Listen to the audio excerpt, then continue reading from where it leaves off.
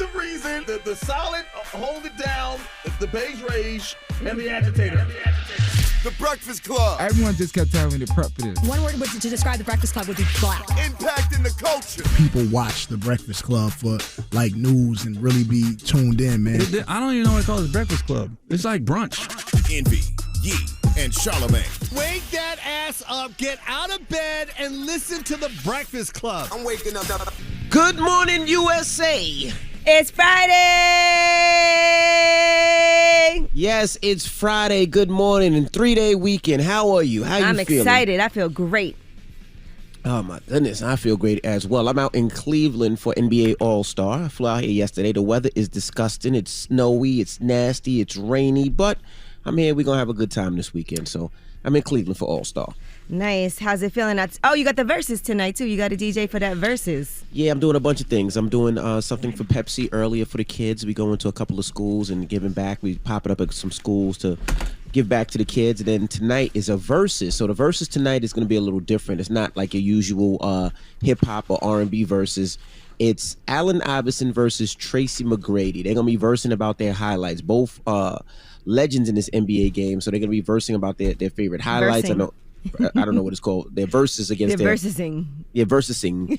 Iverson is my favorite NBA player, and Iverson has so many highlights, crossovers. They say Iverson is below the rim, and they say Tracy McGrady is above the rim. So I'm excited about that. I'm going to be DJing for that tonight. So you can check that out, of course, on Versus TV and a host of other platforms. But I'm excited about that today. Yo. Yeah. Yo, good morning, USA. Your 3-day weekend started already, huh? You damn right. It's a 3-day weekend, right? Yeah, yes, we it off Monday. is. Monday's President's we got Day. President's Day on Monday. I cannot wait, boy. What does President's Day even mean? It's the day to celebrate the presidents of the United States of Oh, America. that's what it is? All the presidents? All the founding fathers. Yeah. Oh, I didn't even know what it was for. It's definitely all the presidents, but I thought it's the founding fathers, right? I have no idea. I guess. I thought it was Lincoln or something, his birthday. I don't know. I have no idea what it is. Yeah, well, Me neither. who cares? We get a day off. That's all that matters. This is a great weekend, man. It's a great weekend because that supply chain chaos has had things backed up for a long time. And about a year ago, Oh, you getting your couch? my wife ordered a new couch, and that couch came yesterday. Oh, wow. So that's why I will New be couch, all who it is? weekend. Club couch, baby. There you Okay? Oh, my God. I was laying on that thing yesterday. I didn't want to move. So I can't wait. Let's hurry up and get this show over so I can get back home. You wanna go back and home get and back lay on on the that couch. damn couch. I've been hearing so many horror stories about people that order furniture and can't get their orders in. It took us about a year. It's been Yeah, about, mine it's took been about a year and about 7 months, year and 8 months to get all my furniture. And I I'm can't talking wait. everything. Chairs, side tables, you name it, lights. That's But right. we got everything finally. But You know yeah, what's it took funny? a long time. I ordered some furniture and thank God it hasn't come yet because my house is still not renovated to move into. So I'm praying that it doesn't come anytime soon. I told the kids yesterday this is not a kid-friendly couch, all right? Yeah, Y'all no, been on the no. floor the past year. Get back on the floor. Yeah, all right? no, This we is for tell the adults. kids the same thing. Tell the kids the same thing. Keep your ass off this couch, your crayons and all that off the couch. But the funny thing is, Yee and I ordered from the same spot. It was overseas, and it was very costly to get it back. So when I was buying the furniture, I was like, "Can you just throw my stuff in Yee's container and let her pay for it?" Oh, They yeah, was no, like, I'm not yeah, trying to we get ain't- mine we- anytime soon. Yeah, y'all fancy. We ain't been doing nothing like that. It's like Yee containers fell. I think we got off from IKEA or someplace like that. We ain't fancy like My that. stuff That's a is coming lie. from, like, It wouldn't Portugal. take no year and a half for no damn Yeah, IKEA. at all. It's like IKEA's they're in the stock. warehouse already. Yes, Well, liar. I'm not lying. Liar, liar, My pants on ex-boyfriend fire. worked at IKEA. Right. Trust me, I know everything Okay, about so IKEA. what- Yeah, you're a That liar. building. You're a I'm just telling you. liar. I'm just telling you. Liar. And you got to put it Liar. together yourself. I don't think Yes, y'all. I don't liar. think y'all know the IKEA that I know. We IKEA. do. Okay, We definitely do. It took a long time. All right, it's No, been a that's year and some damn change. lie. All right, God damn, you're y'all a talking liar. about containers and overseas. I don't know You nothing are about that a life. liar. It was goddamn I IKEA. don't know But let's nothing get, about that life. And Let's they get get the their show stuff cracking. overseas, too. let's get the show cracking. John Cohen will be joining us this morning. John Cohen is a brother. He's from Newark. He's one of the few, I think he might be the only one, that owns his own NASCAR. So he's racing this weekend at the Daytona 500. They just qualified yesterday, and he's going to be joining us. He's going to tell us how he got into the sport, how he got into the game. He's a dude from Newark that has some dreams, and he's making it happen. So shout out to John Cohen. We'll be kicking it with him. And then our brother from Houston, H-Town, Trae right. the Truth, will be joining us. Trae's not banned on this radio station. No, he's not banned on this So station. he'll be here this morning. So we're going to talk to Trae the Truth about his new project and his daughter. You know, last time he came up there, I believe his daughter was with him, and now he hasn't seen his daughter in months. I saw him posting about that. I felt really bad. That's terrible to not be able to see your child. Yeah, so we'll talk to him about all that, all right? And let's get the show cracking. Front page news, what we talking about? Well, we are going to be talking about Omicron and all these variants, and they're saying now there's something that is even that spreads even faster than the Omicron coronavirus variant. Just when they tell everybody to take their mask off? Right. Come on, man. Oh, my goodness. All right, we'll get into that next. It's the Breakfast Club. Good morning. Morning, everybody. It's DJ Envy, Angela Yee, Charlamagne the Guy. We are the Breakfast Club. Let's get in some front page news. Now, where we starting, Yeezy? All right. Well, the CDC wants to give people a break from wearing masks as the pandemic has been improving. Oh, Lord. They currently recommend that people wear masks in indoor public places regardless of their vaccination status. Nearly every county in the U.S. has high transmission right now, but people are required by federal law. You got to wear masks on planes, buses, trains, and other forms of public transportation. But states have started easing public health measures as new infections from the Omicron variant have been declining rapidly from their peak levels in January. New York and California have dropped mask mandates for businesses. New Jersey has also gotten rid of mask requirements for schools as well. And vaccine requirements are also being lifted across America as COVID cases are going down. But now they are saying there is a subvariant of Omicron that is on the rise. And they said it is spreading faster than Omicron, and it may also cause more severe disease, and it appears capable of thwarting some of the key weapons against COVID-19. According to new research, they're saying it can cause serious illness, and it says it can escape the immunity created by vaccines. A booster shot does restore protection, which makes illness after infection about 74% less likely. They still haven't figured this thing out, huh?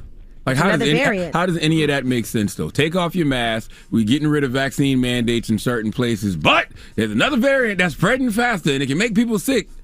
They're also saying that labs have to take an extra step and sequence the virus to find this variant. So they have to find a method to detect it specifically. That would be the first thing that a lot of countries need to do. It's called stealth Omicron. That's what they're calling it now, BA2, stealth Omicron, because it doesn't show up on PCR tests as an S gene target failure the way that Omicron does. So they got to make sure they can even identify it. This makes sense to y'all?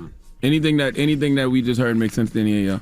I mean, it does a little bit because we've been saying all the time we got to live with it. We can't let it hurt us. We have to get back to normal. But that don't mean take your mask off. That don't mean, stop the vaccine mandates. If you're trying to, stop it and stop it from mutating and becoming another variant, shouldn't you maybe keep that on a little longer? And we're seeing across the world in other places where like in Denmark, China, that it's still spreading crazy because they got rid of their mandates too fast. Yeah, Denmark was the first major country to lift their last COVID-19 restrictions and declare the pandemic over.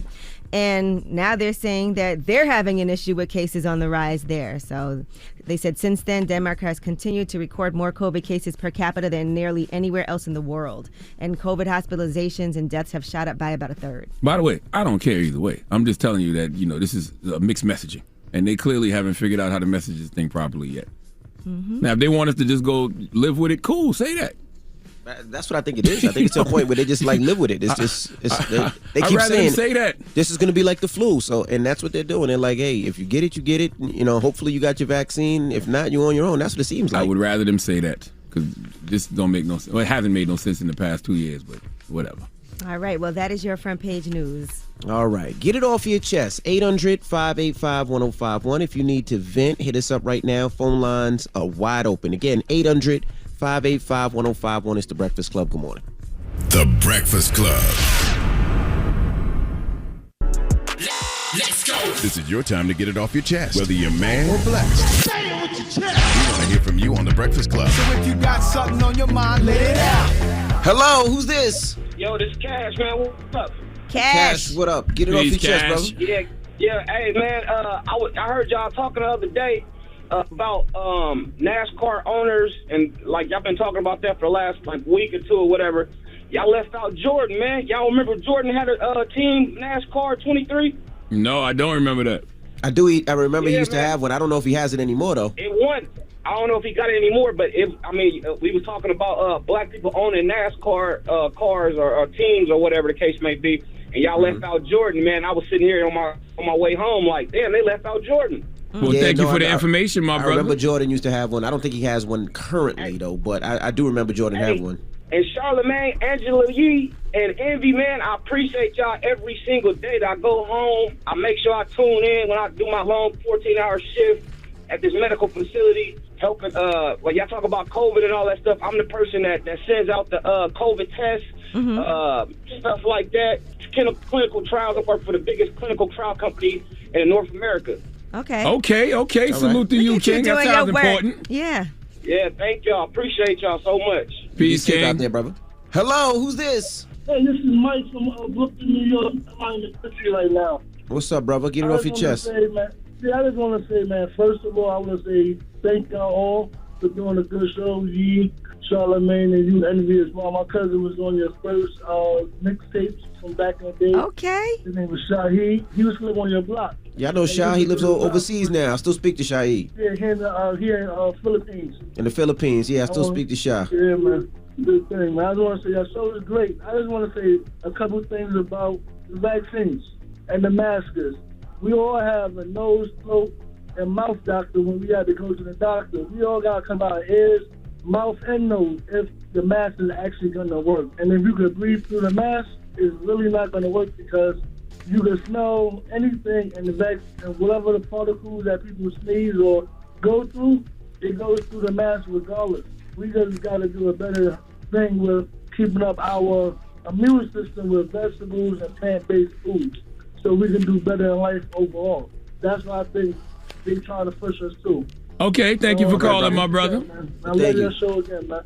All right, man, thank you. I don't have a problem with healthy diet advice. That's right. Get it off your chest. 800-585-1051. If you need to vent, hit us up now. It's The Breakfast Club. Good morning. The Breakfast Club. Wake up, wake up. Wake your ass. This is your time to get it off your chest.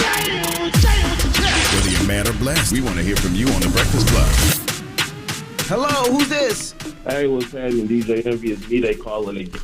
Hey, what's up, brother? Get it off your chest. All right, I got to shout out Dr. McKelvey and everything he's doing with the Kevin Hart in the Audible series. How you doing, sir? Thank you, King. I appreciate that. All right, I just have to shout out Angela Yee and Lip Service, one of the first podcasts, ever listened to.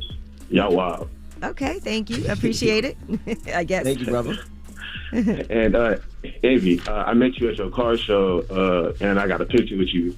I was so awkward with my phone, but you stood there and, still took that picture, and I appreciate that. I appreciate you for coming to the car show. Did you bring some family with you, your kids, your girl, or some peoples? I ain't got no kids. No kids. Okay. Shout out to you, Envy and Charlamagne with the new babies and everything that's going on in y'all life. But yes, indeed. I'll see you at the next car show, brother.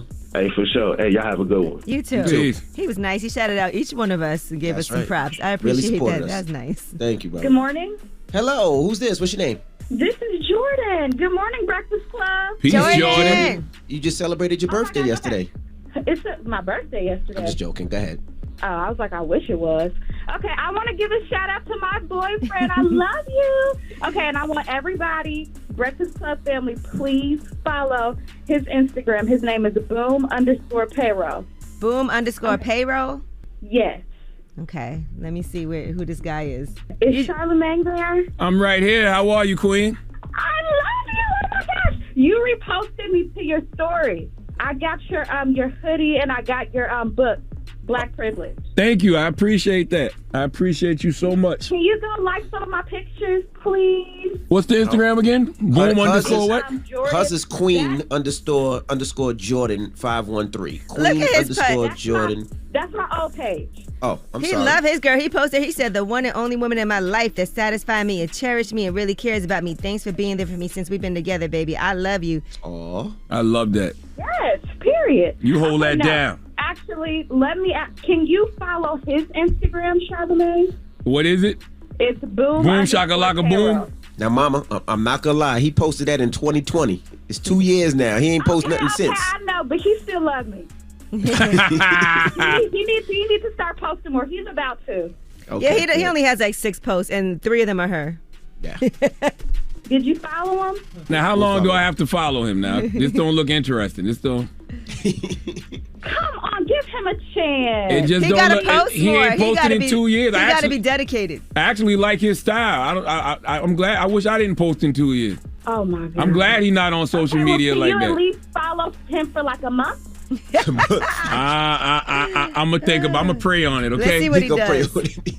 Have a good one. I'm gonna pray on it. He only got 7 pictures, Mom. It's just like this ain't. Bye, Jordan. This ain't doing it for me, Jordan. Damn it, man. Get it off your chest. 800-585-1051. These is babies too. They kids. We got rumors on the way. She's like 21. Yes, and let's talk about Spotify. We'll tell you what Ava DuVernay has done. Also, how much they paid for Joe Rogan's podcast. Previously, we thought it was $100 million, but it looks like that deal was actually worth a different number. A whole lot more. She's like 22. 22, I think that's her age. She has a picture of her 18th birthday. All right, get it off your chest. 800-585-1051. Rumors on the way. Is The Breakfast Club. Good morning. The Breakfast Club. It's time. She's spilling the tea. This is The Rumor Report with Angela Yee on The Breakfast Club. All right, well, Ava DuVernay's Array company has pulled out of their Spotify First Look deal. And so they actually had unveiled their multi-year agreement. They were going to promote inclusive storytelling and produce exclusive scripted and unscripted series. That deal was announced back in January of 2021. And now they are pulling out of that deal. So... Yeah, from what I hear from people who have production companies over there, it's just very hard to get things done. A lot of red tape you have to go through. Like way too many people got to sign off, and no creative wants to be a part of that. It's the same reason the Obamas are talking about leaving. Like nobody wants to feel stifled when they are creating. All right, well, they did have one show that they had announced, but that show still hasn't happened. So looks like nothing's going to happen there. And then for Joe Rogan, people were saying that he had done a $100 million deal with Spotify, but now the reports are that Spotify actually paid him $200 million, and that was for over 3.5 years. So that was for the exclusive streaming rights to the Joe Rogan Experience, according to a report by the New York Times that came out on Thursday. Yeah, I read that story in the New York Times, and I didn't understand it because that information was always out there. Like maybe because I pay attention to stuff like that, but when the deal was first announced, it was like 200 plus opportunity to make more and bonuses. Right. They announced their exclusive deal a little under 2 years ago in May of 2020, but they did not reveal the value of the content. And then Joe Rogan released his first show on that streaming service on September 1st of 2020. And then later on that year, he was exclusive to Spotify. Yeah, I mean, Joe Rogan as a podcast is an anomaly, though. Like, it's literally the biggest podcast in the world, audio and video-wise. When it was on YouTube, it was, popping. So... Spotify paid for his audio and video. Now, as far as Spotify making money, they said podcast advertising accounts for 13% of their total revenue of 2021. And they had lost money for years. They finally became profitable for the first time in history in 2019. But then the next year, it lost the equivalent of about $2.2 million every day. So those are just some numbers for you. All right, now Michael Rubin's Fanatics and Jay-Z and Lil Baby, Meek Mill, Maverick Carter, and several other people have now purchased Mitchell & Ness. That's dope. So they're saying that it's an iconic brand with a limitless future. According to Michael Rubin's statement, he said, "I'm incredibly excited for Fanatics to partner with this incredible group of innovative owners to build upon the company's already strong business that has kept the brand culturally relevant for more than 100 years." How much they paid for it? $250 million. Now That seems low, don't it? For Mitchell and Ness? I don't know if they bought it outright or for a percentage of it, but I would say this. I do pray that they there's a lot of people that really connected Mitchell & Ness with the industry, with the athletes, and one of the gentlemen's name was Rubin. He was the one that he had the marketing genius to take it just outside of the old, jerseys and just the old things that they used to do and actually give it to artists, give it to Wale, give it to Fabulous, give it to athletes, your Jordans, your Iversons, and your Shaqs, and give the jerseys to them so they can wear. And that's what really brought the company back. And I hope that they take care of that gentleman. I know he has a restaurant out in Philly or a food truck out in Philly, Rubin. So they should take care of Rubin. Well, their brand was acquired from Juggernaut Capital Partners, and 75% of ownership is going to Fanatics. The 25% is for the other involved parties. Oh, can I get a better deal on my hats now? Mitchell & Ness does the Black Effect hats. salute to my guy Trent over there. So can I get a better deal on the hats? Well, Mitchell & Ness is still going to operate as a separate entity within Fanatics. Okay. So I guess That whoever means you no, deal Charlamagne. with. And J. Cole has done Dreamer, NBA, Mitchell & Ness Authentic Throwback Jerseys collection too, by the way.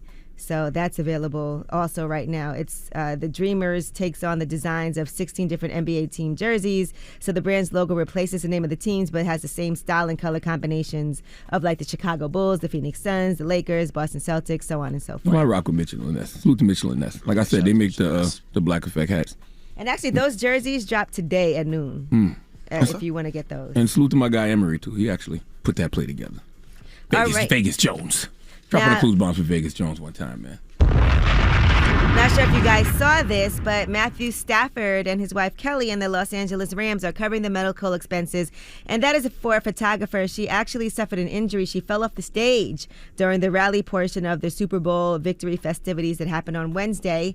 Kelly Smiley is her name. She's a photo editor for the NFL, NHL, and NBA. She was stepping backwards to take a picture of Matthew Stafford and his wife, and she fell off the stage. If you saw the video of this, he just walked away when it happened, and then we don't know if he walked back over there. But people were upset that Matthew Stafford didn't try to help or anything. And the Staffords have since released a statement. They said they will take care of all of her hospital bills. They said, we've been in communication with Kelly Smiley since yesterday's incident, and we are sorry for what happened. As we told Kelly, we will be covering all her hospital bills and replacing her cameras. We wish her a speedy recovery. And there was also a GoFundMe, and they said they were asking for $30,000 to help get her back on her feet. Those donations are now over $45,000, but she did fracture her spine. Let me ask you a question. I saw some of that video, right? There was a lot of people around. Why did people only get upset with Matthew Stafford because he didn't help? I don't know. Maybe because in the video she was taking the picture. I don't know. Like that makes zero sense. And we also to me. don't know what happened after the camera stopped rolling because it cuts away after that. So we don't know if he walked back over. I saw a video yesterday of a man pretending to be blind, and he fell. And the two black people ran away from him because they didn't want no parts of it. Yeah, when he did that flip. Or whatever. Yeah. No, they thought he was falling. Yeah, they thought he was falling. So they ran away too. So, I mean, what do you expect somebody like Matthew Stafford to do in that situation? It was a lot of people around. Like, I don't get it. Like, we be so obsessed with celebrity, and it's like, this celebrity didn't help me. It was mad people around. A lot of people didn't help. I agree. Well, we don't know if anybody did help. I'm sure somebody did. Yeah, but why is Matthew Stafford getting the blame for this, by the way? All right, well, that is your rumor report. It makes zero sense to me. All right, well, when we come back, we got front page news. What are we talking about, Yeezy? Well, let's talk about Charlamagne's Cowboys. They actually had to pay $2.4 million, and we'll tell you why. They need to be paying me. That's what the Cowboys need to be doing. Okay? We'll get into that next. It's the Breakfast Club. Good morning. The Breakfast Club. Your mornings will never be the same. February 21st comes the highly anticipated new CW series, All-American Homecoming. Rising tennis star Simone Hicks begins her new life at Princeton University, where black excellence is a way of life. Don't miss All-American Homecoming, premiering Monday, February 21st on the CW. Morning, everybody. It's DJ Envy, Angela Yee, Charlamagne the Guy. We are the Breakfast Club. Good morning. Let's get in some front page news. Where we start, Yeezy? Well, the Dallas Cowboys had to pay $2.4 million quietly to some cheerleaders who accused an executive, the Cowboys' former senior vice president, Richard, how do you say his last name? Dalrymple? I have no idea. They're saying that he slipped into their dressing room at the AT&T Stadium in 2015 and was basically taking images with his phone. According to ESPN, one of the accusing cheerleaders said she spotted him behind a partial wall with his iPhone extended toward them as they were changing their clothes. And then he got into the dressing room using a back entrance and his security key card. So that settlement was reached back in May of 2016 after the cheerleaders went to the team's human resources department, and then they hired attorneys, and then that's when that settlement was made. Get your money. Sound like they deserve to me. Can you imagine that an executive at the place where you work taking pictures of you while you're getting undressed? Get your money. I'm thinking about suing the Cowboys for compensation. Now, Envy, you're in Cleveland, and I see there's some bad weather, but it is All-Star Weekend. What's going on out there? It's disgusting. When I landed, first of all, it's freezing in Cleveland right now, and it was snowing all night. So the roads are a little nasty, and the weather is cold, but they saying that they're expecting a huge number of people to come to Cleveland this weekend. So we'll see. For everybody traveling, I know I just got back from Atlanta last night. I had a lot of flight delays. So for people, I know it's an extended weekend. Just make sure you check your flights and see what's going on. All right, now a Brooklyn street gang has been charged with taking more than $4.3 million in pandemic relief benefits. What they did, they used stolen identities and they filed 1,000 fraudulent pandemic unemployment claims, according to prosecutors. 11 members of the Wu Gang were accused of filing more than $20 million in false benefit applications. About a fifth of those were approved. The rest of them were not approved. And so they said the gang was ultimately caught in part because they were posting a lot of pictures and videos online.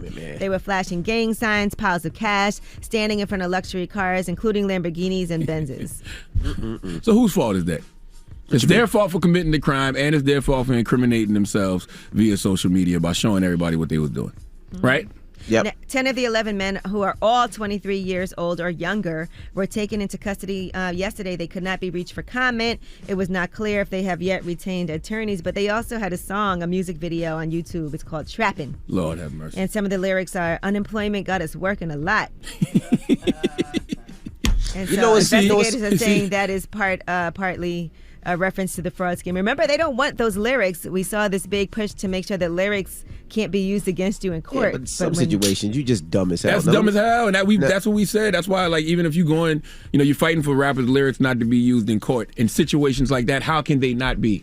That's just stupid. Now, let me ask you a question. How old were those brothers?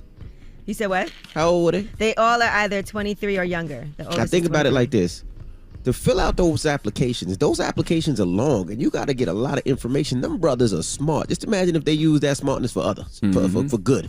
Well, they got a hold of the names, the birthdays, the social security numbers of 800 people, and then they used those names to submit nearly 1,000 claims to the New York State's Department of Labor for unemployment benefits. And also, when you hear, Eric Adams say things wanting to ban drill rap, that's what I said the other day. It's like sometimes you saving people from themselves.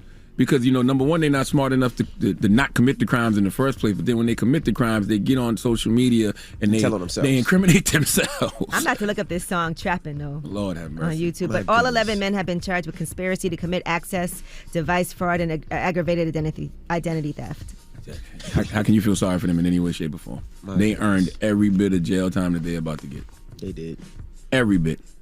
All right, well, that is your front page news. Why do they even think this is legal? That's the strange thing that bugs me out. There was a time when we was growing up, at least we knew we were actually committing crimes. These people act like what they're doing is actually legal.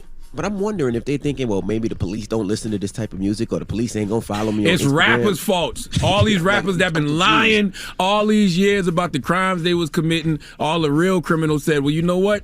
Maybe we can just rap, since they rapping about a life that we really living. And if they can get away with it, we can get away with it too. The difference is they was lying. Okay? If I was a cop, right, and you was a cop, Charlamagne, you were a cop. Wouldn't Envy, the first place Envy, you was? You are a cop, Envy. Where would the first place you would look? Wouldn't it be Instagram? Wouldn't it be social media? You tell us. At this point, yes. It would be the first place. I don't even got to do no other investigation. I don't even got to leave my house. I got to leave my crib. That's it. Just go right to Instagram. Click on my right phone. To social media. That's it. Google. Give me an avatar of a woman with a BBL and follow all the rappers. Okay? Be in their DMs like, ooh, you doing it, boy. What else you got? Ooh, I'm trying to find this song. Sorry, guys. Mike, you better stop for that song got all types of curses. All right, now when we come back, Trae the Truth will be joining us. Of course, Houston's own, Relief Gang's own, and we're going to talk to him when we come back. All right, so don't move. It's The Breakfast Club. Good morning. The Breakfast Club. Morning, everybody. It's DJ Envy, Angela Yee, Charlamagne the Guy. We are The Breakfast Club. We got a special guest in the building. That's right. Trae the Truth. Yeah, I don't consider myself a guest. Nah, I'm you just at family, home man. right now. The good. He finally took a break from helping everybody else to put out some music. You know what I mean? Finally took a break to get back to the rap, huh, Trae? Yeah, man. I got so much music sitting up over 2,000 unreleased records. I got to do something with it, man. Got to put them out. Start putting them out. Yeah. United Streets of America out right now. I was going to ask you when I walked in there. I was telling you about I'm doing a car show in Houston. The first car show this year is going to be in Houston, Father's Day weekend. You said I'm fighting to be a father now. So what's going on with that case? Because we see you with your children all the time. So what's happening with that one? That's just a frustrating situation in itself. One, because that's my only daughter. She's been up here before, yeah. Yeah, you always know. With her. That's why I didn't understand. I was like, well, when did that happen? When did that disconnect happen? Yeah, that's the thing. It never the relationship with me and my child never happens. It just becomes when people get involved in between. And I'm a natural fighter in general. So for me to be dealing with what I'm dealing with my daughter, it make you feel weak in a sense, because it's like, man, like I don't play by my kids. But It's going on 4 months. I ain't seen my daughter, man. 4 months. First, it started off, quote unquote, money inconvenience. But I mean, I do what I'm supposed to do. I do my child support and my child don't need for nothing. My child got basically her own house. She got everything she need when she come to Texas. Then next, it goes to, it's COVID around. COVID not going nowhere. And how is everybody else getting to see my child but me? And I'm her flesh and blood father. So it just become irritating, man, You at least get to FaceTime or speak to it through the phone, or? Whenever they want to answer. Yeah, so, I saw you post that video recently where they weren't answering for like 4 days. Did they ever pick up? That's a whole bunch more that ain't even been posted. Oh, wow. But I'm gonna tell you why I do that, right? In a lot of cases with fathers and kids, and when some of these kids get older, they tend to question like, well, why you didn't fight for me, or why you didn't fight as hard for me? And two things. One, I needed to be documented so my daughter know. Don't ever think it was a day that went by that I wasn't thinking of fighting for you. And also to give the fire or fuel that some of these other parents need, man, because believe it or not, more people can relate to that than anything. And not just only fathers. There's some mothers that's in situations of fathers. But, it's a frustrating situation, man. And I feel like regardless if I care to get along with you or I don't, anything, like, even if we never say one word to each other, it shouldn't affect me being able to be the father I need to be. I get up and fly to LA every month. I sit at that airport all day, excited, waiting to see my daughter jump back on the plane. Baby True. To come spend time. You know what I'm saying? I know that because I follow you and I see you all the time going to do that. At the beginning of the phases in court, the judge that we had then, he enabled the situation. Like, he was letting a lot of stuff slide, go to where they got comfortable. And now I show up to LA and I'll be at the airport and my daughter never show up and I have to fly back by myself. Wow. And it's so crazy. Everybody knows me for this. So the workers there, the flight attendants, they be just as heartbroken because they be expecting her to come. And when they see me coming back by myself, I got to take that walk of shame, which I'm not tripping because I'm still going to fly out there to go try and get my daughter. But it's just a heartbreaking situation in general. So question, when you go, and like, just to say the first time that happened, what did you think was going on? When you was like, well, they not bringing her? Like, is she not showing up? Man, only because you're my brother, being honest, that was a different type of anger I had. Mm-hmm. You know what I'm saying? I ended up talking to my little sister, my lawyer. They like, come back. Because, their first mind is, that he finna leave this airport, he gonna go get his baby one way or other. Mm-hmm. And in my mind, I feel that's what I'm supposed to do. But I've grown to the point I'm real smart. I have to strategize a different type way because all it takes is one time. Like right now, they got so much stuff stacked against them and they ain't been held accountable for it. But one little thing for me stripped me from everything, from truth, and I can't gamble. Man, I'm one of the strongest people ever. My kids is my weakness. What is the attorney saying? Have you been to court?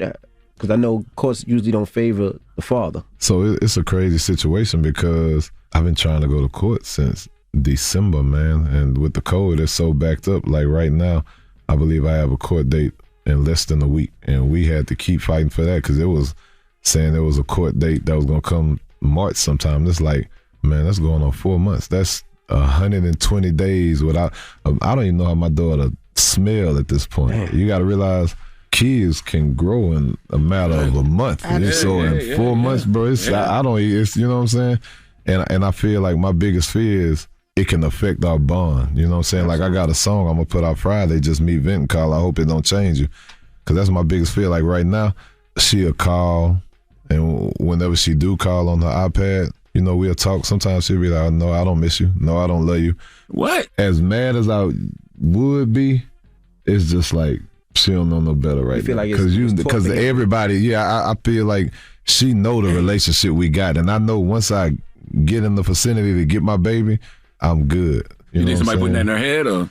Yeah, I definitely know my daughter ain't never did that. You got to realize I've never whooped none of my kids. Every child. I'm the father that they run behind because they know I'm gonna give them whatever they want, and I'm gonna move mountains for them. You know what I'm saying?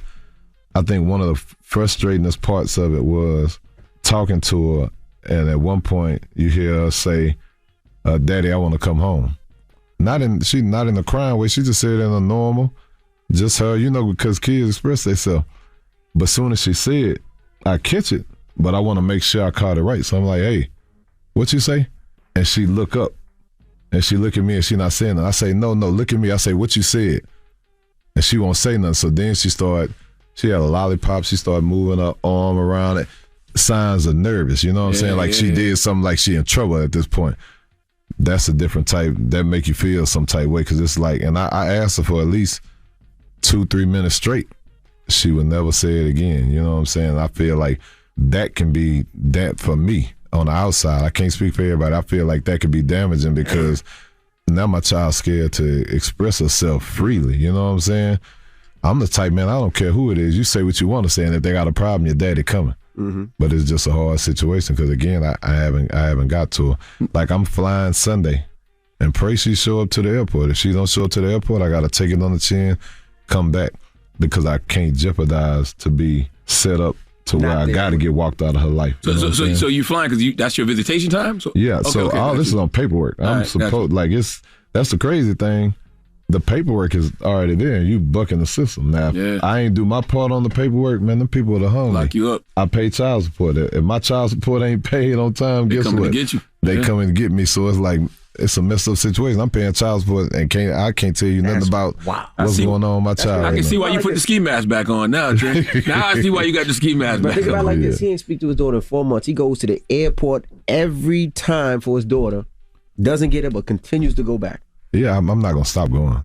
Some days I may get mad. I may call 12 times in a row. I know my daughter had an iPad, but I don't call every single day no more because I feel like that's starting to take its toll on me. You know what I'm saying? Because now you get frustrated, like you ain't returning the call, you ain't doing none of that.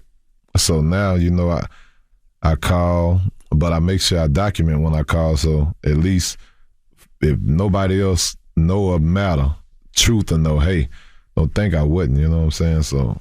In a situation like that, if you didn't do what you were supposed to do, they would lock you up. They would put liens on your property. They would garnish your wages. So what happens if the mother doesn't do what she's supposed to do? Does the same thing happen on the other side? Well, it haven't. You know what I'm saying? So we got a new judge now. I go to court Tuesday. I can only hope this judge do right by that because this is a court order we both signed, and you bugging the system. Like I'm gonna do it out. Not only that, I just got served. So not only they not abiding by the court order in Texas, now they serving me saying, well, I don't even want to deal with that no more. I want to make sure residency is in California right now. So they bucking in every way. But I got to sit back and wait and see what they do with her. All right, we got more with Trae the Truth. When we come back, don't move. It's the Breakfast Club. Good morning. Morning, everybody. It's DJ Envy, Angela Yee, Charlamagne the Guy. We are the Breakfast Club. We're still kicking it with Trae the Truth. Charlamagne? Let's shift gears a little bit. Shout out Baby True. Baby True. Yeah. I mean, this news ain't no better, but you was in a car accident. Yeah. You got hospitalized because of the incident. How'd that recovery? I wasn't. So I got hospitalized, but I didn't have to stay there. The crazy thing, I was good. I was on my feet as everything was normal, man. That had to be adrenaline. Because a day or so later, everything started falling apart. I got a knee brace on as we speak. I saw when you walked in. When you walked in, I saw you moving a little slow. Yeah, man. They had me on crutches because my knee was dislocated. You know what I'm saying? Well, what happened in the accident for people that don't know? This is so crazy. I was at the airport all day in L.A. waiting to get Truth. Never showed up. I ended up having to fly back here, and when I flew back, ESTG and Kodak was at a place called Camp. And I just went to pull up, scream at them for a few, and as I'm leaving to go to the house, somebody hit me, and the whole Maybach spent, and then it went up on 2 wheels. The crazy thing, I feel like everything was in slow motion. That was my first time ever just being in the wreck. But when it went up on 2 wheels, when you know something to hit you, you brace. I was just prepared thinking we finna start tumbling, but God said different. It came back down, and I was good to walk away until I got to that hospital. It was like, I know you were thinking, man, if I would have picked up my daughter like I was supposed to, I wouldn't have been out tonight. Definitely wouldn't have been out. I'd have been at home, out the way. Yeah. Damn. The new album, United Streets of America. What made you take it back to the streets in that way? I mean, you're always in the street, but in this way, the ski mask way. Because the thing is, man, you never forget where you come from or what's in you. That's always going to be in me. It's embedded in me to the death. But what I did was, I'm a natural big homie. So the reason it's called True Season for everything that I had going on. If y'all look at the last year, I had so many accomplishments that you know where I come from. The stuff that ain't supposed to happen for me like that. The billboard. Yeah. From having my own Hot Wheel to everything. And it was like, you know, God showing signs that this is my season. So, of course, I always get back. So what I did was I said, I'm going to do the tape. I'm going to do them by states. So the first one is the Michigan edition. All the homies who remind me of me, some may have a bigger buzz, some may have the smallest of the small. It doesn't matter. I see you got a bunch of songs with Ice with Vezo. That's my little brother. Salute to Vezo. So Ice Well's on a whole bunch. That's a solid brother right there, man. Yeah, definitely. And I'm pretty sure he'll tell you the same. You know, it's my little brother, man. Shout out him. And, you know, I stand behind everything he got going on. Everybody a part of the tape, you know. Babyface Ray, shout out him. You know, his project going right now. Baby Money just signed with QC. You got Peasy. Snapdog, Payroll, Giovanni, Eastside Egg Roll. Who else we got on that? Louis Ray. If I'm forgetting somebody, correct me. Peasy, Snapdog. Yeah, Peasy, Snap. Then the only two from Houston is my nephew Nico and my brother J-Ton, which J-Ton project come out this Friday too. You know what I'm saying? So, you know, I felt like that was something important for me. Next up is Houston. You know what I'm saying? So I'm getting that one together. Then it's either going to be Georgia or California. Now, you've been around for 20 plus years, man. Yeah, easily. I'm going another 20. How do you think hip hop has evolved since you started? I think it grows and elevates all the time because somebody was just talking to me about just black culture in general and kids, and it's like, just think of the generation that may have came after us. They were starting to be advanced, but now you have some of these kids that's 1/3 of their age doing things that we still probably haven't accomplished. So with that being said, in the industry, man, I always tip my hat to them because that's why I embrace so many. Because people be like, man, you deal with the younger artists, the old artists. I'm just one of the people that embrace. But it's like, you have to think. Giving credit where credit is due. If it wasn't for some of these younger artists, some people wouldn't know about what going viral is, or because some of the younger artists actually showed me, with me being banned, right? They showed me you still can figure out ways to sell out shows, sell records, and do everything else without having to even focus on that side of the globe. So I definitely think the industry is only getting more and more advanced. Does that band even still matter to you? It don't matter to me no more. It's there, but it don't matter to me no more, man. It doesn't stop you for anything you do in the city or with your projects. I think the fight I got in me and the fire I got in me, it ain't gonna stop, because now as a brand, you ain't gonna find nothing bigger than me when you come that way. Because whether it be the music, whether it be the business, whether it be the frontline fighting for the people, whether it be the community side, to where y'all know I got my own sports league. I got Four Corners Boxing Gym, the ice cream shop I have with my partner Roger that employs special needs. I have so many different things, let alone bump box. We got license to UFC, NFL, soccer, baseball. So it's so many different things that we got going on. It's just like, I just love the hustle though. We don't talk about bump box enough, man. I don't think people realize that's your company. They see these big radios everywhere. You see them at the games. You said UFC, Super Bowl. But it's outside like the Breakfast Club. That's ours right there. Yeah, you know, so crazy. I just looked at y'all got the original. That was when we first started, man. You know, the crazy thing is only one, and there's three of us, so we can't take it home. So we just gotta leave it there. But I like it there though. I mean, it's been there for years. It's like absolutely. But it's like, I don't think people realize that's Trae the Truth's company. We started that company. We were worth probably $80,000, man. And that was for us. That's a lot because you know it's a company. Now they appraised us close to $100 million right now. Wow. Nah, I mean, stuff like that you got to celebrate, because it's like, you know, there's so much to you. And, you know, a lot of times when we wait till people transition to start talking about everything that they doing. And everybody know what you do in the community. Everybody know the music, but they don't know how great a businessman you are. I'm always trying to think of different things, but my biggest, like I said, is to open this emergency children's shelter. And at this point, I'm going to try and get to a point where I can open up some type of school or real community center just for some of the youth. And lately, I've been getting real in tune with mental health. Absolutely. So, of course, I'm just being real with you. when people used to bring that to, we used to think, hey, they only talking about crazy people. You know what I'm saying? But 90% of us really do be going through that. Like me, absolutely. I get in my phases sometimes. I may want to just sleep or stay in my room, just not be bothered. And that's a form of that, you know what I'm saying? Because you can look at it as depression. You can look at it as me getting away from everybody. So I think a lot of people don't really understand. All of us probably have it in us. We just have to know how to embrace it and how to deal with it. So I'm definitely diving into that to start trying to figure out how to help some of the little homies, you know what I'm saying? Man, if you need somebody to talk to, let me know. Vezo, I sent him out to this place called Inception in Farmington, Michigan. Him and Chico went out there, and like that opened up his eyes to a lot of the trauma that he hadn't been dealing with. So he's been investing in his mental wealth lately. I gotta commend you for even being able to get somebody to go do that. I think the hardest part is just accepting it. You know what I'm saying? I don't think I'm prepared to go sit down and talk with nobody. I think I'm used to dealing with mine, how I deal with it. But you don't have to though, Trae. That's the point. You go unpack some of this stuff. You know what I mean? And you'd be surprised, like, man, all the stuff we went through ain't normal. You done been shot. You know what I'm saying? Yeah, I got a long list. Like, you got a long list of traumas that you probably haven't never dealt with, you know, and you just been suppressing.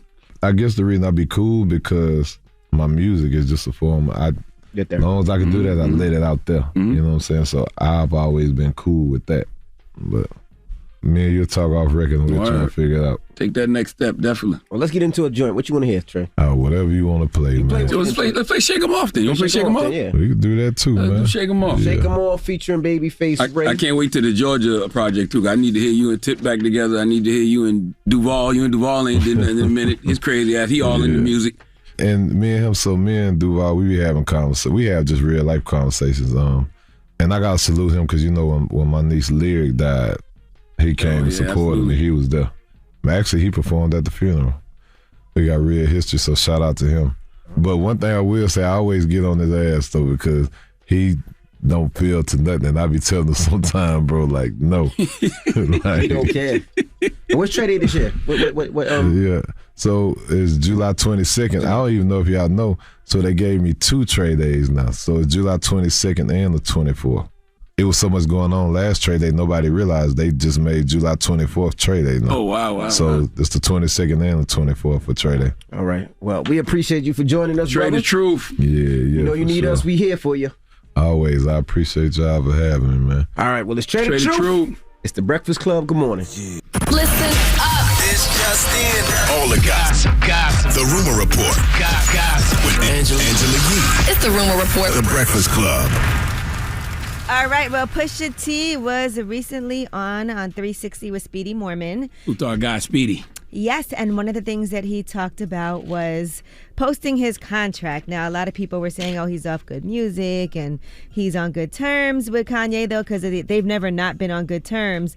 But he did say that his next full length will complete his record contract with Def Jam, and the label has been great. But here's what he said about posting that contract and people speculating. I posted a contract and, you know, people were like, oh my God, he's leaving good, or oh, he's leaving Def Jam or whatever. But actually the contract was Ye signing over my profits from my back catalog and the profits for this album as well. Just straight to me. Real one. Yeah, so it wasn't anything bad. It was like, it didn't say like, oh, I ain't messing with you. Just like, no, look, you just take the money. You know? Okay, that's honorable. Right. He also said that there's no album that's better than mine this year. And so it's going to be dropping sometime in the next 2 to 3 months. And half of it is produced by Kanye. The other half is produced by the Neptunes. I mean, it's very early to say that, but from what I've heard, I can see why he would say that. Yeah, I can see that. Yeah. I can see why he would say that. Production's going to be on 10, so you know that. Here's what he also had to say about Drake and Kanye making up and his own issues during that time period. Ye and him squash any interest in looking past what was and looking forward to what's to come? Oh, I've already looked past that. I don't look towards that anymore. Not looking towards it, but is there a chance bygones will be bygones? Oh, bygones are bygones, as far as I see. I mean, you know, and I think that's really good that they did squash it. That's like, that works really good for them. Did you know that was happening? Because it took everyone else by surprise, because it happened very quickly. Of course. He just told me, and I told him that might be good for you.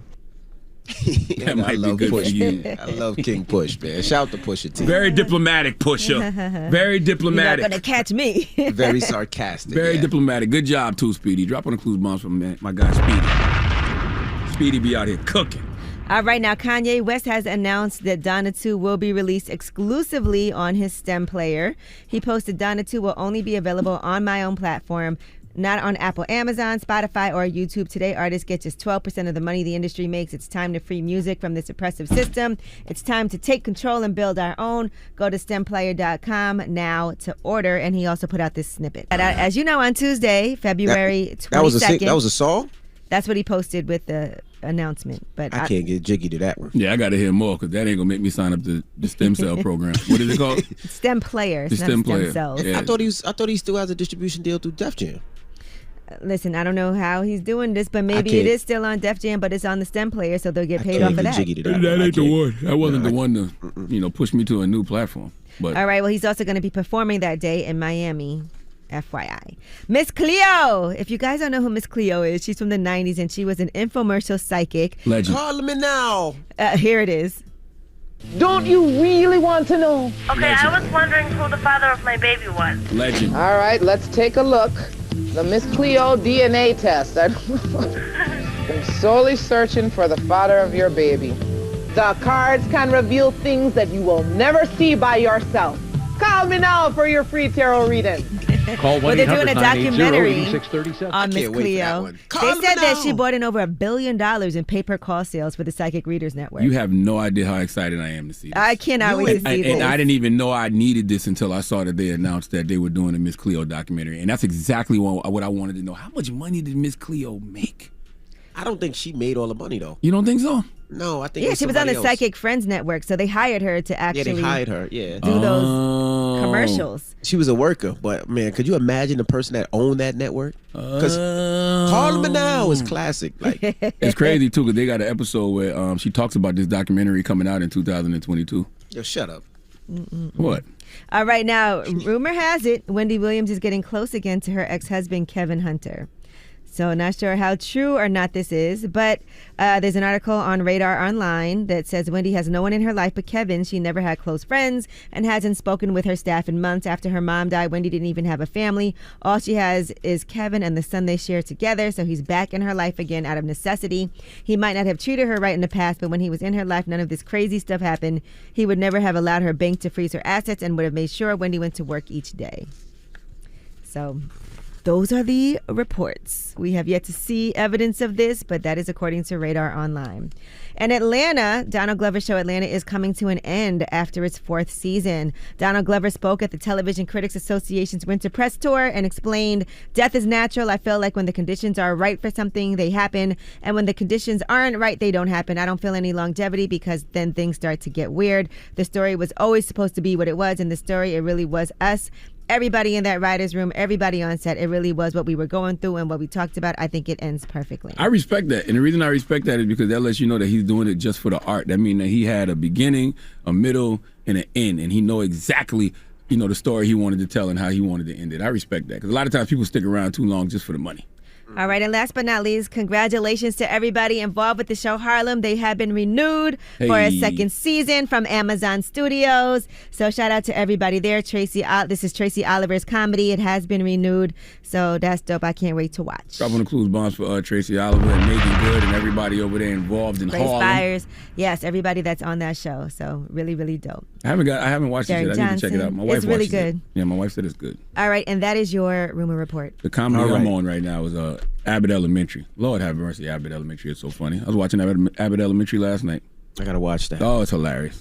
All right. Well, who you giving your donkey to? Oh man, 4 after the hour. Cynthia Perkins, 36 years old. She needs to come to the front of the congregation. We like to have a word with her. Only thing I'm gonna say to y'all is sperm-filled cupcakes. Let's talk about it. We'll discuss. Oh my goodness. All right, we'll get to that next. It's the Why Breakfast mouth Club. watering? My mouth ain't watering. The Breakfast Club. Your mornings will never be the same. The General Insurance is a quality insurance company that has been saving people money for nearly 60 years. What up, y'all? It's DJ Envy, and you should take a closer look at The General. Call 800-GENERAL or visit thegeneral.com. The General Auto Insurance Services, Inc., an insurance agency, Nashville, Tennessee. Some restrictions apply. I was born a donkey. It's the donkey of the day.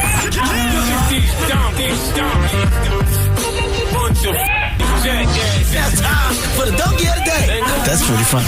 Charlamagne the devil? Possible. The Breakfast Club. Yes, donkey of the day for Friday, February 18th goes to 36-year-old Cynthia Perkins. I don't know what's going on in the world anymore. I truly don't. This isn't the earth that I grew up in. Okay, nothing makes sense. And I'm blaming it all on repressive regmentation. Okay, I'm telling you, the human mind in this era has been altered and is being controlled by a certain psychological technique, and I really think that technique is stemming from social media. Okay, I don't care what anyone says. In the future, we are all going to see the impact of the smartphone on the human brain. All right, smartphones make for dumb people, sick people. Okay, social media has brainwashed us. It has reduced our ability to think critically. It has reduced our ability to think independently. It has changed our attitudes, values, and beliefs. Because I don't know why, for the life of me, somebody would believe they have to put sperm in cupcakes and serve it to kids. Ugh. You heard me right. Cynthia Perkins, or Pervy Perkins, what they call her, was out here putting cuckoo spit in the cupcakes. All right, human custard in cupcakes. It is daddy sauce in the ding dongs, people. All right. After hearing this story, you might never look at a delicious Hostess chocolate cupcake the same ever again. Hell, or the orange flavored ones, or a Twinkie, anything with a cream filling, you're gonna look at and wonder if it's man child or inside. All right, you will never look at anything with cream filling the same ever again. Let's go to WBRZ ABC2 for the report, please. In a shocking development, Perkins agreed to a plea deal, admitting her involvement in a child rape. But her defense says the real monster in this case is yet to be tried. The former teacher taking a surprise plea deal Monday instead of facing a jury. Pleading guilty to 1 count of production of child porn, 1 count of second-degree rape, and 1 count of mingling of substances. Originally facing more than 70 counts, the Attorney General's office agreeing to cut that down only if she agreed to testify against her ex-husband, Dennis Perkins. The couple are accused of filming and raping a child, as well as feeding treats tainted with Dennis's semen to her students back in 2019. What the hell kind of sick-ass satanic ritual is happening here? I have so many questions, and one of those questions is, who discovered there was clam sauce in the cupcakes? All right, and I know these types of people have always existed. We've heard of, some of these types of sex crimes, but what is the point of putting your husband's semen in cupcakes? What kind of sick-ass fetish is that? All right? Peanut butter prick juice cupcakes, vanilla slong jelly-filled cupcakes. You're about to do 41 years because your husband put his sperm in Little Debbie's to give to Little Debbie. Not just Little Debbie, Little Bill, Little Wayne, Little John. Not the rappers, the kids, the students in this junior high school that your wife used to work at. By the way, Cynthia was a teacher. And her husband was a deputy at the Livingston Parish Sheriff's Office. These are the people we are trusting with our children. These are the people we are trusting to protect and serve. These are supposed to be the leaders in our community, and you wonder why people don't know where the hell they're going, because they don't know. Because we don't know who we really following, okay? We doomed, all right? Please give Cynthia Perkins and her ex-husband, Dennis Perkins, the biggest hee-haw. This is... I don't even know, bro. Like, mothers need to whoop her ass. Could you imagine your child eating one of them sperm cupcakes? I mean, that's just on that, and that's on top of all the other sex crimes that her and her husband was doing. And this is a teacher, and her husband was a deputy sheriff. Like, these are the people that we following, that these people in that community were supposed to be following. That's crazy. You never know who you're really following. Just like when you eat at certain people's house, you never know what you're really swallowing. Be careful, okay? They out there putting, nizzle drizzle in the nut butter and nut butter in the cupcakes. All right, like, come on, man. Like, this is some sick ass satanic ritual type of stuff. Like, what is happening in the world? My goodness. All right. Well, thank you for that donkey of the day. We hear stories about people eating kids. Now they got them eating their kids. Pizzagate, Cupcake Gate. What is happening out here in these streets? All right. Well, when we come back, we have John Cohen joining us. Now, John Cohen is a he's a minority that owns his own NASCAR racing team. It's called a New York racing team. It's not too many minorities that own NASCAR's racing team, but he owns one. He's from Newark, New Jersey. He's going to tell you how he came up, how he purchased the team, and how he just recently qualified to race in the Daytona 500, which happens this weekend. It's pretty big. Not too many minorities that have their own racing team. I think he's the only one. I think they said Jordan, but I don't even know if Jordan has his own team still. But we'll talk to John when we come back. Good brother. It's The Breakfast Club. Good morning. The Breakfast Club. Morning, everybody. It's DJ NV, Angela Yee, Charlamagne the Guy. We are The Breakfast Club. Now we got a special guest joining us. Yes, indeed. Black History Month, the brother John Cohen. Welcome, brother. I appreciate you guys having me. Appreciate you. Now, I met John a couple of years ago.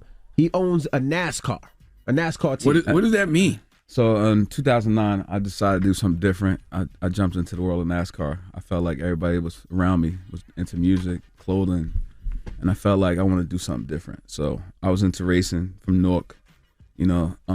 That was a big race scene, drag race scene.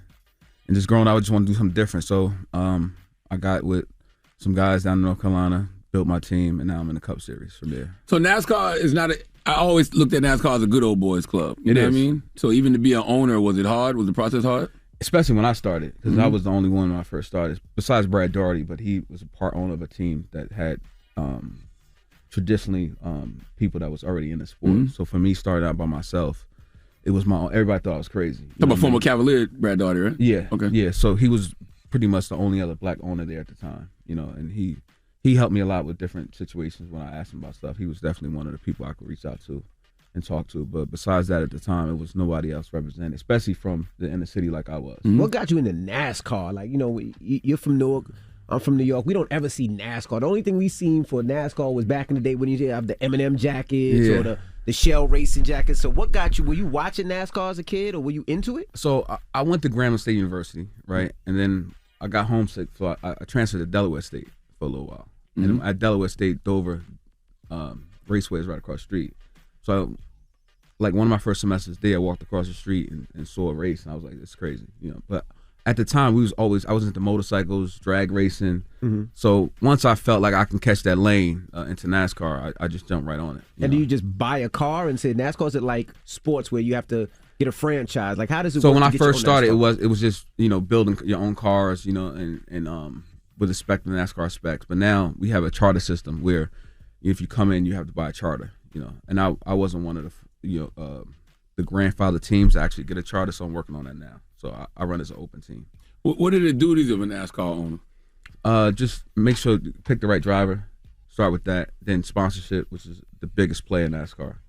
And then just building a team around it. Pit crews. If you notice now in NASCAR, most of the pit crew members are black. And that's through the diversity department with Phil Horton and Deion Rocker Williams. They came in, created a whole base for athletes coming from other sports, coming from pit crew. So my thing, and now for me, for being in NASCAR, I want to bring more engineers and crew chiefs of color into NASCAR because we don't have any. So I work with like the Urban Racing School of Philadelphia. It's a STEM program I'm doing. I'm trying to build kids from there up into the higher parts of NASCAR. We don't represent anything when it comes to the smart side of NASCAR. And when I say that, the smart, the engineer and the crew chiefs, because those guys make a lot of money. Some crew chiefs make $1 million a year in NASCAR. Wow. Yeah. So you have to handle everything from NASCAR, traveling, bringing the NASCAR from state to state, handling the pit crew. You have to pay for all that. So how do you get your investment back? How do you get your money back? It comes from just like football. We get paid for the race from the TV rights and sponsorship. But for me, sponsorship is the hardest thing to deal with because a lot of times when you talk to brands, like, have you won yet? And I'll be like, no, I haven't won yet. So they're like, oh, when you win, we'll jump on. But it takes money to win. Like you just can't win without. And I feel like me being African American and being the only fully minority-owned team in the highest level of NASCAR, I feel like a lot of companies I should be represented a lot more different than what I'm getting from them. Describe your experience as a black owner in a white male-dominated sport. So a lot of times, me being an owner, like a lot of these fans, even black fans and white fans, don't know who I am because my last name is Cohen, so they don't put that as black. And then two, when you walk around, they don't realize that you're an owner. So a lot of times I had incidents that I'd be at the track and I see 2 white owners going one way, and I go that same way, and then security stop me and tell me I can't go that way. And I show my pass like I'm an owner. And he's like, no, you still got to go that way. Wow. And I'd be in a big argument, and I have to call NASCAR security. And this is not like NASCAR. So it's NASCAR security, then it's track security. So a lot of the tracks be people from them areas that they see black people. They not really, especially when I first started. It's gotten a lot better now. It's just NASCAR has really transformed in the last couple of years of how they looking, bringing other people into the sport. Now, have you won a race yet? And how does it work? Like, does first prize get this amount of money, second prize place get this amount of money, third prize? Like, so for example, if you win the Daytona 500, which is the 20th, you win $1.8 million to win that race. The last place, if you finish, is $300,000. So you get paid regardless. So you're in that race? Yes. Okay. Yeah. Well, I have to qualify in, but yeah, I'm in that race. Yeah. Has NASCAR made much of an outreach to black communities?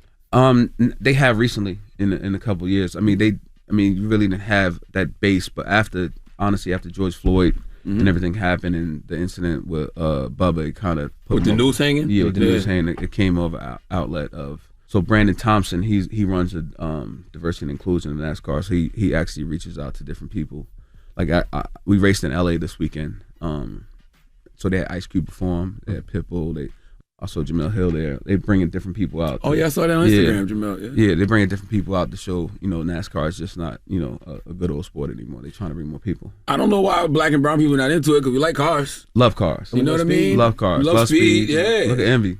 Exactly. I was also going to ask, when it comes to getting some of these people to endorse you and to sponsor you, how difficult is it? Because I mean, we see all these companies. We see Eminem give money. We see gas stations give money. We see car companies give money. We see beverage companies give money. How difficult is it like to get that money?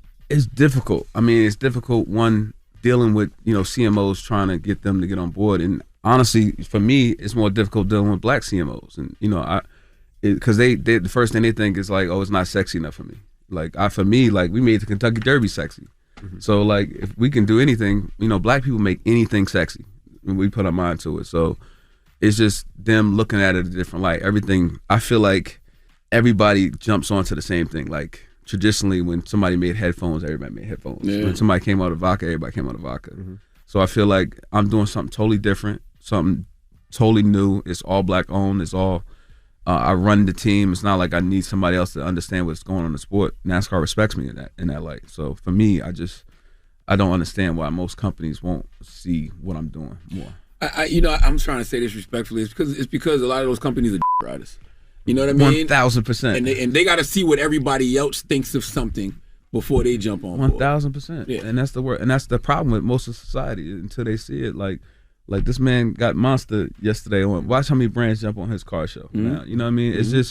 It's just how it is. It's like nobody wants to jump on board until Too Cool today actually went early this morning, which is crazy. But nobody wants to jump on board till somebody else does. It's just like a girl. They don't want to be with you unless you with a fly girl. It's just crazy. All right, we got more with John Cohen when we come back. He's the owner of the New York racing team, and congratulations to him. They just made the Daytona 500 race that happens this weekend. All right, so more when we come back. It's the Breakfast Club. Good morning.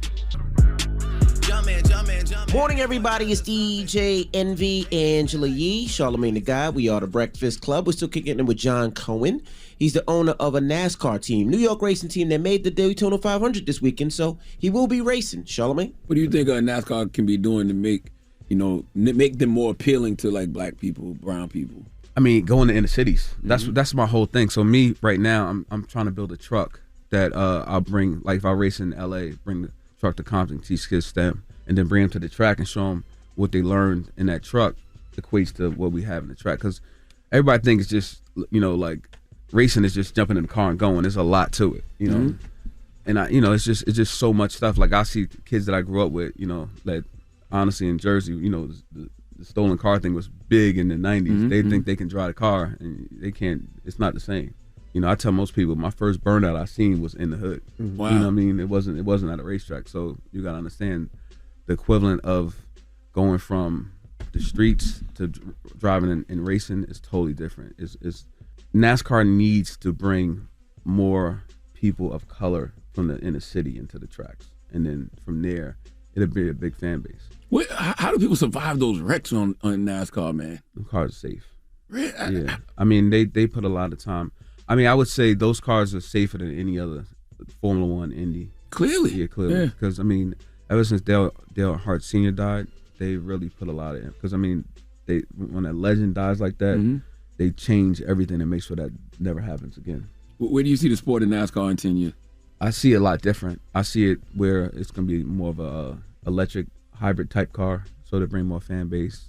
I mean, if you see how Formula One is doing, they bring more races into America right now, so that'll just equate to us bringing more fans. They just need to make it more sexy, and they did it this weekend at LA Coliseum. It was really sexy. It was a good event, but it's Did you see a lot of us out there? A lot of black people? I saw a lot of us out there. Really? I was shocked. In fact, I saw some kids that I didn't even know they had my hats on. Really? And I was like, it kind of took me back, like to see, like black kids wearing my hat. I've never seen, I've seen kids that, like in my neighborhood, but not like at the track. I didn't even know where they got it from. I know they ordered offline, but it was just shocking to me to see it. It was like surreal. Yeah, I saw Jamel and her husband were filming from, I guess, the suite or wherever they was at. Yeah. And how many cars do you guys have? Because like he said, if a car gets into an accident, the car crashes, how many cars do y'all have, and what's the price of those cars? So for us, we allowed 7 cars in our garage. And where's your garage? It's in Concord, North Carolina. Okay. Yeah, that's where all the NASCAR is. So we allow 7 cars. Each car is about $400,000 to build. How much does it cost to advertise on the car? Like if I wanted a logo on the car, how much is that? Some teams get $800,000. Mine is about $450 a race. But I mean, you look at it like, so the Super Bowl commercial is 30 seconds, and they paying $7 million right now for the Super Bowl. We out there for 36 weekends, multiple hours out the weekend. So for $450,000 a race is cheap because we get the same viewership. So NASCAR is not regional. So when you watch football, you in that area, you watching the Eagles, you watching the Giants, you live in that area. When you watch NASCAR, everybody's watching one race, so it's almost like the equivalent to watching the Super Bowl each weekend. So that's why the values are that much higher when it comes to NASCAR, what it takes for us to race. Now, I'm not into NASCAR, right? I'm going to get more into it now because I want to support you. How do they line up and how do they set up? Is it lined up like everybody next to each other? Is it singular lineup? And is it based off ranking? How does that happen? How you qualify on Friday or Saturday, and whoever's the fastest on time, that's how you line up. And it depends on the track. So some have single file where you all go around, single file, you line up, and some is double. It'd be like 1, 2, 3, 4 that way. And how nasty does it get in NASCAR? Because I'm sure when I do watch some of those races, sometimes they be cutting each other off hard. Oh, yeah. Like how nasty does it get? And is there any type of etiquette to driving? It's just like road rage on the street. I mean, these guys be friends when they start, and at the end they be fighting. So it's definitely, certain drivers have certain etiquette, and they try to, give that next driver leeway, and then some drivers just don't care. Like if I was a driver, I just wouldn't care. I wouldn't want to be friends, but I mean that's where those guys like to be friends. So yeah. Now, how can people support your race team? Can they donate to your race team? Can they support the race team? Is it just buy clothes or hats and jackets? How can they help? Because there's a lot of people that's listening that says, hey, I would love to support a black NASCAR team. NASCAR owner. For me, just talk about it. Talk to, if you know somebody that's, talking about it, it just gets out there more. Like you said, once people see it, then they, want to jump on board. It's more of a like, people just don't look at it as being cool. And that's the worst thing to think, because you'd be too late, then you'd be like, oh. So we'll keep pushing, man. Yeah. We'll keep pushing. Well, Absolutely. we appreciate you joining us, man, and thank you for stopping through, man. You got the hats? I got some gifts for you. Okay, let's see. Listen, Envies, hold on. I don't think you should go somewhere without bringing gifts. Let's show some of the merch. Okay, NY Racing. Go to nyracingteam.com. That's right. Well, John Cohen, we appreciate you, and make sure you continue to support New York Racing, NY Racing, and we're going to get you coming to the car shows this year, right? Yeah, I'm there. Okay. I mean, I wish you guys can see it, man. The kids love it. They bring the pit crew out. They change the tires in less than 10 seconds. They have the kids changing tires using the devices and the machines, and the kids, I've never seen, it's one of the biggest things at the car show. So I just want to say thank you for bringing the guys out and the fellas, and shout out to the pit crew because they always out there and they just hang with the kids and show the kids a lot of love. So it's John Cohen. It's The Breakfast Club. Good morning. Yes, sir. The Breakfast Club. Morning, everybody. It's DJ Envy, Angela Yee, Charlamagne the Guy. We are The Breakfast Club. I just want the world to know that today I'm out of retirement, man. I'm back on my video vixen-ish. I'm in the new video Queen Naja and Big Sean. It's called Hate Our Love. So when it's released today, you definitely check it out. Are you sagging? Streets want to know. I might have my shirt off. You know, I ain't saying the shirt. I said, are you sagging your pants? Why are you so worried about my buns for, bro? Why? What's your role? What's your role? You just gotta see. Just know that I'm stepping out my usual character. You know what I mean? Shirt off. So I did a bunch of push-ups. So it's really dope, really sexy. You'll see it. I think it releases this afternoon. If you're on Facebook, you can check it out. I respect it. I think we should see more men titties in 2022. You got them. Shut up. Let them nipples hang, Envy. Let's get to the rumors. Let's talk new music. This is the Rumor Report with Angela Yee on The Breakfast Club. So listen up. All right, it's Friday, so you know what that means. Some new music. Big Crit, Digital Roses Don't Die. And here's one song off of his album called Boring. Now don't get me wrong, yeah, I like getting it on from the night to the AM. But the line in the lounge and the overpriced brown costs more than the payment. I like that. Sounds good, right? Big Crit gets busy. Big Crit's so underrated, man. I'm going to listen to that today. I meant to listen to Big Crit on the 85 South show this week. I think he's on the 85 South show this week, too. All right, now Sada Baby has Bartier Bounty 3 out, and here is Miles DeRozan. I don't know motherfucking friends. I got gang them with me and my band. Bitch, I came in to put a lime nigga on his ass. I got that thing on me with the beam on it. All right, shout out to Sada Baby from Detroit. Also, Currency and The Alchemist. Continuous is out today. We love Currency. We got to get him up here sometime soon. And here is Half Moon Morning. The listening session for a while was still in here rhyming. I could tell this project would be received well. I can smell. I ain't gonna smoke that bullshit that you trying to sell. Shout out to Currency, man. He got Boldy James on here, Babyface Ray, Havoc, Wiz Khalifa, Styles P, Larry June. So shout out to him. Listen, Silk Sonic got a new single out today, Love's Train. Ooh. Okay. What sample is that? I don't know what sample that is. That's a sample. That's an old song that they. That's my mom used to clean the crib to that original. What sample is that, Eddie? LTD. All right, so those are just some examples of some new songs. There's a lot of stuff out today. Lucky Dave featuring Lil Durk. They have a single called NWA. Nigo and Kid Cudi have Want It Bad. Gunna has Banking on Me. That came out February 14th. Jack Harlow, Nail Tech. And by the way, you saw Jack Harlow was shooting his shot at Young Miami. Somebody asked him in his 10 questions on Instagram, who do you love? And he added Young Miami on that. But, we tripping. That's the cover. That ain't even a sample. As I said, they remade that song. Yeah, they remade Love Train. Yeah. By Confunction. All right, and Jack Harlow is officially a New Balance ambassador as well. All right, Monique sat down with... You forgot about the Lobby Boys? Your brother, your best friend. Oh my gosh, it's not in the show prep. The Lobby Boys is out today? Their single, they released it today. Mano and Jim Jones. You made me feel like they had a whole album out. Woo, you just I don't think the me. album's out yet. All right, what's the Lobby Boys' new song? I think it's Lobby Boy Anthem. Let me see, is it on here? Nope, they didn't. All right.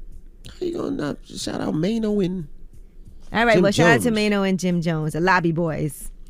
All right, and Monique sat down on Turned Out with T.S. Madison. That's her new Fox Soul show. And some of the things she talked about is her history with Tyler Perry and Oprah Winfrey and, saying that a lot of people were mad at her. And here's what she had to say about not hating Oprah. People will ask me, do you dislike or do you hate Oprah and Tyler and Lee? No. Let me be clear. I love those people. We love those people. My husband and I love, they're our brothers and sisters. And as my husband always say, Mama, we ain't calling nobody out. We simply calling them up to say, listen, let's make our community better by making it right. All right, that drama all goes back to Tyler Perry and Oprah, were executive producers of Lee Daniels' film Precious, which Monique starred in. That's where all of their issues started. And she also goes on to talk about Tyler Perry. And here's what she had to say. I think Tyler Perry had said that he wanted an apology from Monique. Now, when Al Sharpton heard the tape, because he heard it, he said, that man is wrong. And you're like my daughter, so I'm going to have to call him up. Kevin Hart heard the tape. He said, Mo, I called him, and he said he don't want to revisit it. Our mutual friend, when I explained what was really going down, she was like, I'm not with that. Let me call him. And she called him. And he said, I don't want to revisit that. Then he called back while we were on the phone, and he said, no, I changed my mind. I will meet with Monique, but not with her husband. And then she has to apologize to me and Oprah Winfrey for saying that we had anything to do with ruining her career. Now she goes on to say that when black women speak up and speak out, it goes unheard most times. Here's what she had to say. Oftentimes when it comes to a black woman speaking up and speaking out, it goes unheard until she dies. Then once she dies, then we go back and say, well, she was right and let's make a movie about it. See, I can give you their names, Eartha Kitt. I can give you their names, Hazel Scott. All of those women took a stand. And all of those women left here heartbroken, unhealthy, looking at a community saying, y'all know I'm right, but why won't anybody say anything? Now, she did say she's still in the midst of her lawsuit against Netflix, and so she is still speaking up and standing up unapologetically and fearlessly. I hope one day they all figure it out, Tyler and Monique and Oprah, and at least get on the same accord. Mm-hmm. All right, well, that is your rumor report. And salute to T.S. Madison, too. That was on T.S. Madison's show, right? Turned out Mm-hmm. on Fox Soul. Salute to T.S. Madison. Okay. All right. And happy birthday to Dr. Dre. Today is Dr. Dre's birthday. He is 77 years old today. Dr. Dre is now 77. How old is Dr. Dre today? He's like 57 or something like that. You sure? Let me see. Oh, He's yeah, 57 years old today. Yeah. Okay, so I'm happy 20 birthday. years off. So it's I'm early. Shut up, man. Dr. Dre's 57. We're going to do a Dr. Dre mix. Let me know your favorite Dre joint. And let's get into it. It's The Breakfast Club. Good morning. The Breakfast Club. Your mornings will never be the same. February 21st comes the highly anticipated new CW series, All-American Homecoming. Rising tennis star Simone Hicks begins her new life at Princeton University, where black excellence is a way of life. Don't miss All-American Homecoming, premiering Monday, February 21st on the CW. DJ Envy, Angela Yee, Charlamagne the Guy. We are The Breakfast Club. It's Black History Month, so what we doing? Well, you know, every day during Black History Month, the Black Effect iHeartRadio Podcast Network is dropping a daily podcast called I Didn't Know, Maybe You Didn't Either, hosted by my guy B. Dot. And today, B. Dot tells us, where did the term Jim Crow come from, okay? Find out right now. We in my neck of the woods, baby. East side of Greensboro. A&T, right there. Downtown, right there. This is where I grew up at, baby. Welcome to Greensboro, North Carolina. I'm familiar with the Jim Crow laws, and I'm familiar with the Jim Crow South, where black people and white people couldn't talk to each other, couldn't eat together, couldn't drink together, couldn't sleep together, couldn't do nothing. They did used to sneak in some hanky-panky time, though, from time to time. Oh, hanky-panky, don't tell massa that we're getting the hanky-panky on. Now, it all came from that Plessy versus Ferguson case down in Louisiana, where they said that black people and white people shouldn't share the same carts. And then all of America said, yo, we agree. Black people and white people should have separate carts. They should be separate but equal, which is the dumbest thing ever. However, here we are. Who I wasn't familiar with is Thomas Price. In the 1830s, Thomas Price, he ran the minstrel shows. And in those minstrel shows, he'd go straight blackface. And he would be dumb with it and dumbfounded. And just paint black people as the most imbecilic person he could think of. His stage name was Jim Crow. And over the years, Jim Crow became a derogatory term for black folks. Jim Crow is the equivalent to the word The Jim Crow laws were the laws. Jim Crow always sounded like a name that would own slaves, right? Jim Crow was a derogatory slang term for the derogatory slang term for black folks. And I didn't know. Maybe you didn't either. All right, well, happy Black History Month to everybody out there. That's right, and make sure you download I Didn't Know, Maybe You Didn't Either every day during Black History Month on the Black Effect iHeartRadio Podcast Network, available everywhere you listen to podcasts. All right, well, when we come back, we got the positive notice, The Breakfast Club. Good morning. Morning, everybody. It's DJ Envy, Angela Yee, Charlamagne the Guy. We are The Breakfast Club. It's time to get up out of here. Now, shout to everybody out in Cleveland. I'm in Cleveland all weekend long. Tonight, first, I'm doing something with Versus. They're doing a Versus. Allen Iverson versus Tracy McGrady. I will be providing the soundtrack for that. So nice. I'm excited about that. And then tonight, I'm at the Vault. It's a Welcome to Cleveland party. And then Saturday, me and Boosie Badass, we will be at a day party. So I'm excited. I'm excited for you. I'm also excited that this weekend I'll be spending the weekend on Club Couch. About a year ago, my wife ordered a couch from IKEA, and because of the supply chain chaos, it took a year to get here. And that couch came yesterday, man, and I laid on that couch, and I did not want to get up, and I cannot wait to spend the weekend on that couch. I will be on that couch catching up on Abbott Elementary, catching up on Force. Haven't watched Force yet, the show starring Joseph Sikora as Tommy. What else I got to catch up on? I just started watching that. What else I got to catch up on? Something else somebody told me. Oh, Tinder Swindler. Oh, yeah. And Inventing Anna. Inventing Anna. I got to watch both those when I get back. Yeah, that's a good one. I don't know if I want to see it. I don't know if I'm in the Inventing Anna. I'll check it out, though. Depends if I get through everything else. All right. Well, leave us on a positive note then. Listen, man, the positive note is simply this. What they hate in you is missing in them. Keep shining. Breakfast Club, bitches! Y'all finished or y'all done?